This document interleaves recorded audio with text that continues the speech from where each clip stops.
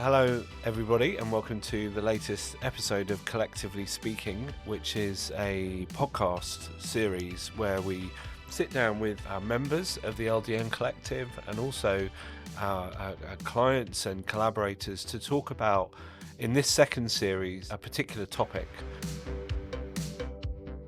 And today I'm delighted to be joined by Rumi Bose, the newest member of the LDN Collective, although it feels like you've been a member for a long time, which is a good sign. Rumi is really interesting because her background was working for different local authorities in London and also at the GLA, the Mayor's Office, so has that really good understanding of the sort of public sector dynamics, and particularly working on projects that we're looking at high streets and town centres, as well as some really interesting sort of retrofit and public realm type projects too. So we're going to be talking today about the topic of health on the high street. You know, it's seemingly becoming more and more of a topic that's talked about by people, not because we were all, or many of us were at the Healthy City Design Congress recently, where we actually got together with people from different cities around the world to compare notes and experiences on how you can start to improve health outcomes for people through investment and regeneration within the built environment. So really interested to hear more about how that kind of manifests itself and plays out in the high street.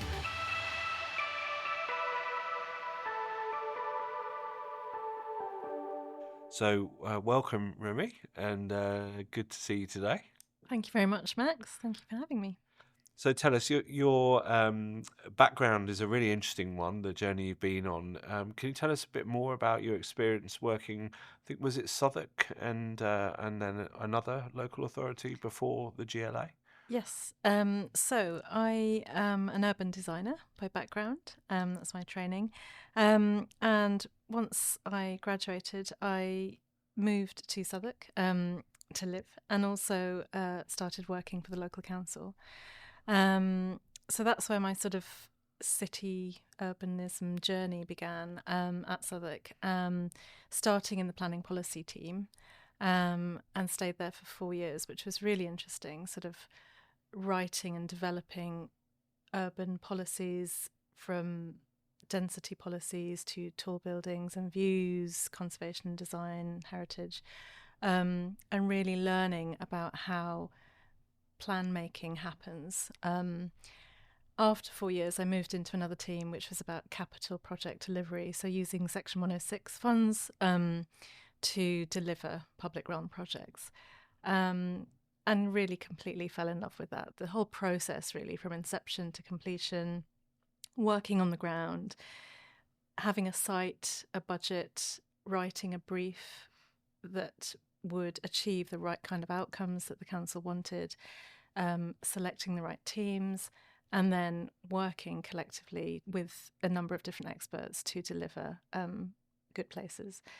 So I did that for a number of years and delivered small sites, larger sites, meanwhile youth sites, cultural-led programmes, landscape, high street, all sorts really. So I had a fantastic time and ended up being at Southwark for 14 years. So it was a really good place for me to sort of learn my craft and work with like-minded people.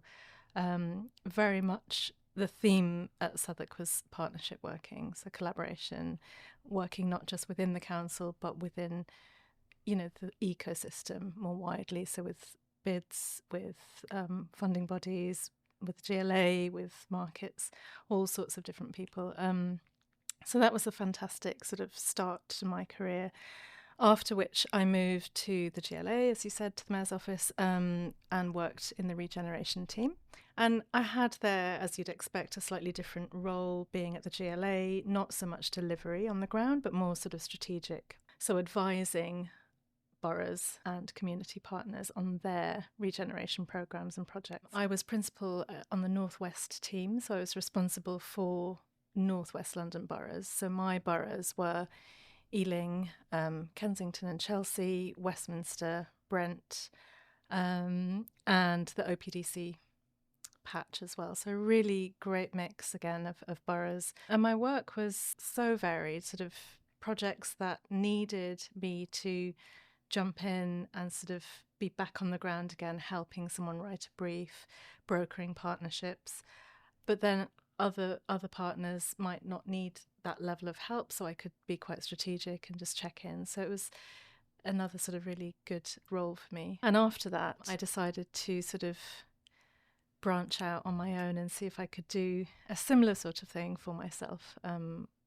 So that's what I did at the end of 2022. I sort of left the GLA and kind of had a foot in both. So I didn't want to leave public sector entirely. So I did some work for the Royal Borough of Greenwich, delivering, again, sort of public realm projects, and was developing my own business at the same time. Tell us a bit more about your. So now you're in consultancy, and you mentioned you work with public sector clients still, but are you working also with private sector clients? I am, yes. Yeah. Yeah. Tell So us a bit more about what the kind of things you're up to at the moment. So what have I been doing? So at the end of last year, I did a piece of work for Brent Council, which was for Neasden Town Centre, and that was a sort of strategic vision with design proposals, and all of that was underpinned by a series of community engagement and co-design. So that was really good.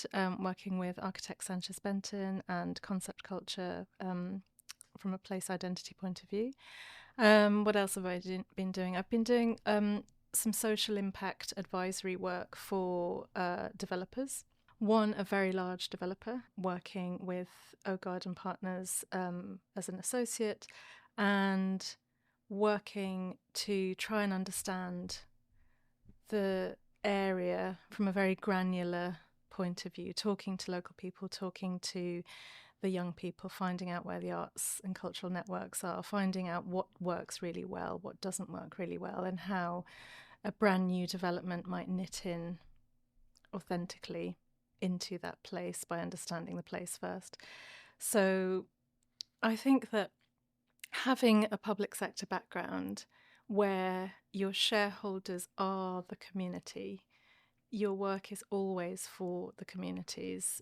You're working for democratically elected members who serve those wards. Social impact has been what public sector has been doing forever. So in more sort of recent times, in the last decade or so, where social impact has become much more of an output for everybody, or a sort of aspiration for everyone, I think my background in local authority has really served me well to sort of understand how to go about finding how to do that. I've been doing quite a bit of stakeholder engagement as well. I'm doing a piece of work for Hackney. I've just come back from India, from Mumbai and Chennai, working for a manufacturing facility there. And that's really interesting. It's an industrial building. They want to reimagine their factory, but they want it to be sort of rooted in the place and its people. So I was out there sort of doing that stakeholder engagement. So Rumi, you're clearly a sort of multi-talented person.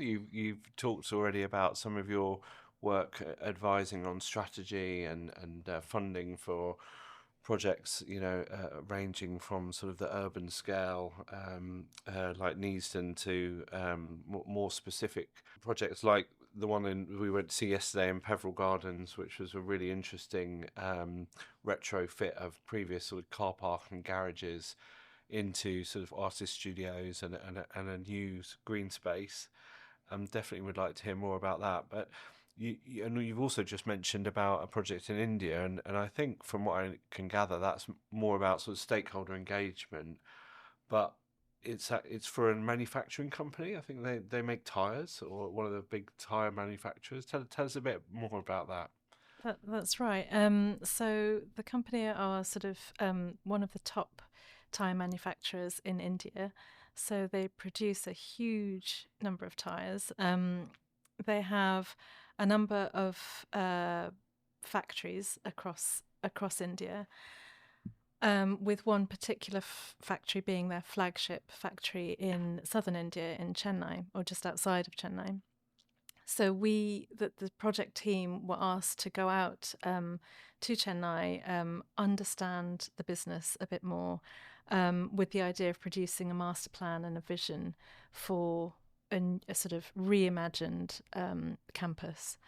So my role, my remit there was to inform the master plan, or is to inform the master plan with a set of stakeholder engagement workshops. So we had a really great time there. We sort of did a bit of cultural immersion, really trying to understand the place, its history, its heritage, its kind of role in the region, and found out some fascinating things about historic architecture, the temples. There are beautiful 7th century temples that you can find there. It's also a place that's synonymous with traditional silk weaving of saris and other garments.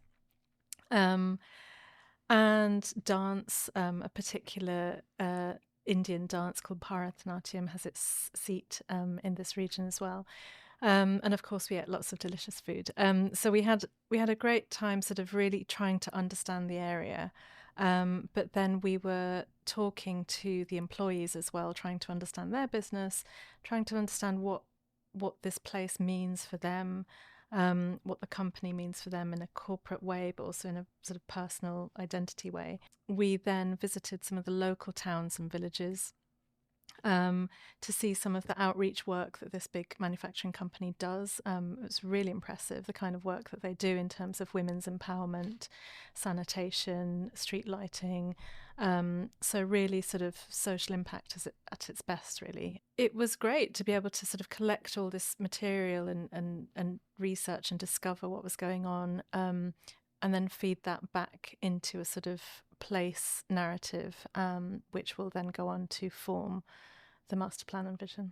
Wow, that sounds like a fantastic project, and yeah, I'm really looking forward to seeing how that develops, and what the master plan looks like. A bit closer to home, you mentioned that you've been working on high streets a lot. I think was it Nunhead in Southwark where it's seen as a very successful example of regenerating a high street, partly because the council owned one of the shops, which they then were able to curate and allow sort of local businesses to come and use it in a more entrepreneurial way.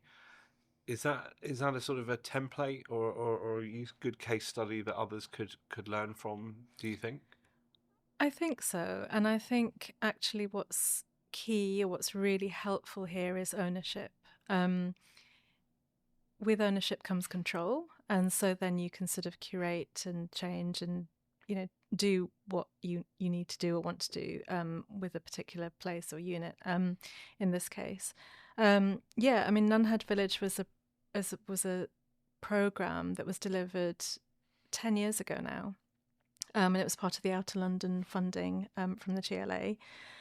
So when I was working at Southwark, I was sort of working on that. And yeah, it's still, I live quite locally, so I see it's still a really successful place, and successful in terms of it's active, it's vibrant, it's pleasant, the shops are nice. What was once quite a poor, unloved kind of green space is now thriving. It has a lovely playground. It's a nice place to go and relax. There's a great community centre, which was part of the project as well, which has all sorts of classes and activities. It's quite a traditional centre with Victorian houses and a couple of pubs and sort of Victorian shop fronts. And so, yeah, it had a number of strands to it. It had a sort of shop front strand, which we worked on with Jan Katijn architects. The design of the green and the community centre and some new housing was AOC architects. And what really brought it to life was the sort of social aspect, which was a funded programme of festivals and this pop-up shop that you mentioned. The pop-up shop was council owned, and we had a sort of rolling lease of 6 or 7 weeks where local fledgling businesses could come in, run a business for 6 weeks, have a street party, celebrate, and then the next one came in. And so we did that for, I think it was 2 years. So there was there was quite a demand for it, and what it created was this really nice sort of dynamic activation of the space that changed every 6 weeks, and gave an opportunity to local businesses to come and try and fail safely if they had to, because the rent we were able to control as a council. It wasn't huge rents and big business rates. It was very low rent. So that was really enabling. And what was nice about it was that 3 of the businesses at the end of the programme went on to establish themselves permanently, 2 on that high street and 1 not so far away.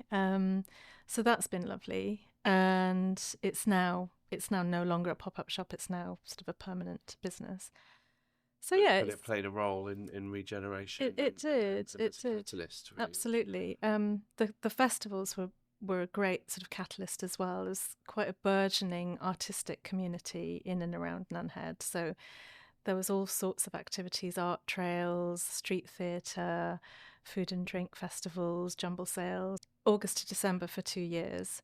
And again, just bringing people out and bringing local purveyors of culture, giving them a space. And yeah, it was very nice. So still, quite an old project, but still very relevant. Absolutely. Just thinking about the topic of this podcast, health on the high street, it'd be good to know from you, why is that important, and what is the opportunity, but also how can we kind of make these things happen in a way that's more meaningful and happens more quickly? I think definitely agility. When we're talking about organisations like the NHS or public sector organisations, they're not synonymous with being agile and nimble, but we need to focus on delivery. We need to translate the narrative into getting things done. So I think it's about keeping things simple, absolutely collaboration, and just doing it and learn from mistakes on the way. I think thinking beyond the health centres, yes, absolutely, health centres and diagnostics. Some great examples at the mall shopping centre in Wood Green, where they've got one of the trial community diagnostic centres happening. Also Oru Space in Sutton. If you haven't visited that, go and have a look at how they've reimagined a vacant department store and created co-working, yoga, social outreach, chatty cafes, all sorts of really interesting health sort of related activity. Co-location, I think, is really key as well. It's happening already. It needs to happen on high streets, but why not get your carrots, your coffee, your CAT scan and your cleaning all in one go? So yeah. 10 years ago, when you were doing Nunhead, I was working on a review for the government of architecture policy, the Farrell Review, and one of our recommendations that really took off was around every town and city having an urban room, somewhere where you can go and you can understand the past, present, and future of that place, and it's an independent place, and it's somewhere where you can have debates or use for different community events and schools and so on. And there was obviously, like you said, with Nunhead, it's about proving the need, because once you kind of take that step and you do take a risk, and it's great to hear local authorities being that sort of bold and visionary about these things. But what really struck me at this Healthy City Design Conference was this idea.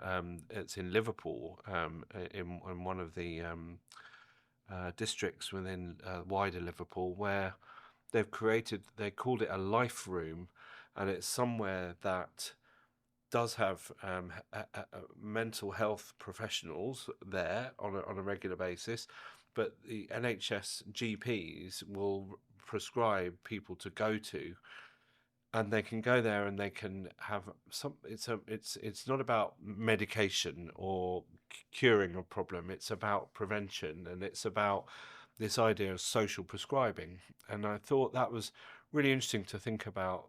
First of all, and today we heard from Rachel Reeves in the budget that there's going to be a lot more funding going into prevention and creating health rather than curing and repairing people once they're already sick.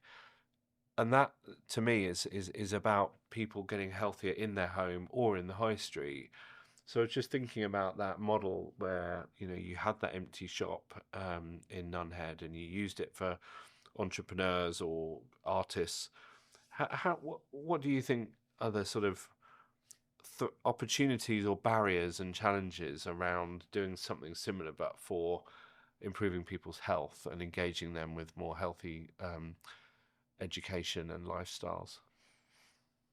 I think that's a really good question, so topical, and one that I think we're thinking about so much as high street, experts. I'm actually the chair of the NLA High Street panel, and we think about this all the time. And I think one of the opportunities broadly on the high street is to co-locate different activities together that perhaps weren't always traditionally on the high street, or co-locate more activities within one building. Hybridization of space, if you like. I think in terms of generating opportunities for healthcare, there's so much there. I mean, it doesn't, we know now, or have known for a long time, that the NHS is struggling. There are services, particularly acute services, that need to stay within hospitals. But there are other less acute services that don't necessarily need to stay within sort of that campus or NHS buildings. Those sorts of services could be located in a high street environment where there's lots of other uses and activities that people travel to high streets for. In terms of active travel, high streets are usually located near buses and train stations. So yeah, sort of direct healthcare uses could be located to a certain extent on high streets, and that's an opportunity. I think there's also the less sort of direct health sort of benefits, things like issues rather like social isolation, like food poverty, like art and creative and cultural uses. All of these things could be thought about as sort of the wider health of society, the wider sort of healthy high streets or healthy places. Yeah.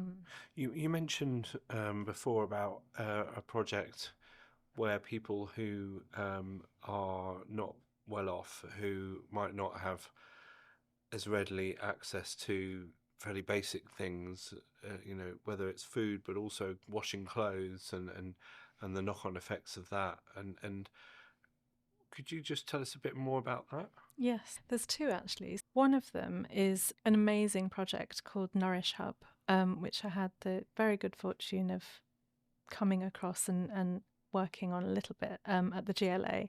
I can't take full credit for the work because there were other officers involved. I strongly urge anyone to go and visit. It's a small sort of parade of 5 shops, I believe, that again were owned by Hammersmith and Fulham Council, that were knocked through to create this community kitchen in partnership with UK Harvest.